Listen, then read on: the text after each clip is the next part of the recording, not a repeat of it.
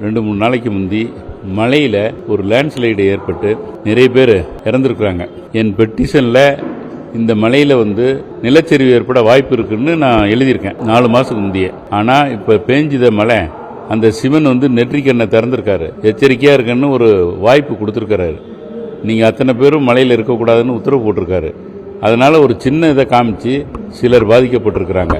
இதே மழை இன்னும் 1 மணி நேரம் பெஞ்சிருந்தா என் ரிட்பிடிஷனுக்கு வேலை இல்லாத போயிருக்கும். ஏன்னா அத்தனை பேரும் கீழே வந்திருப்பாங்க. இப்பவும் சொல்றேன், கிழக்கு பக்கமும் வடக்கு பக்கமும் கிட்டத்தட்ட 4000-5000 வீடுகள் இருக்கு. அத்தனையும் இப்ப பாதிப்பு ஏற்பட்டுரும்.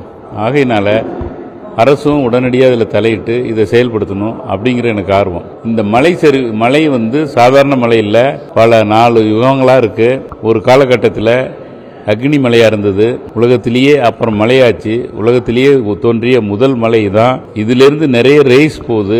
அது எப்படின்னு கண்டுபிடிச்சா, இந்த மலைக்கு கீழே ஆயிரக்கணக்கான டன் இரிடியம் இருக்கு. இந்த இரிடியம் இருக்குங்கிறதே இப்போ உங்க மூலமாக வெளி உலகத்துக்கு வந்திருக்கு. அந்த இரிடியம் அனுப்பக்கூடிய அந்த ரேஸ் அதுல போய் மலையில யாராவது ரொம்ப கிட்ட போய் இருந்தாங்கன்னா பாதிக்கும். நெருப்பு மாதிரி, குளிருக்கு நெருப்பு வேணும், ஆனா கொஞ்சம் எட்டிருந்து தான் குளிர் காயணும்.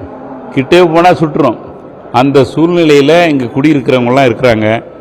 அவங்கள உயிரை காப்பாற்றணும், நல்லா இருக்கணும்னா அந்த மலையிலிருந்து அத்தனை பேரையும் அப்புறப்படுத்தி அவங்கள வேறு இடத்துல குடியமர்த்துங்கிறது தான் என்னுடைய கருத்து.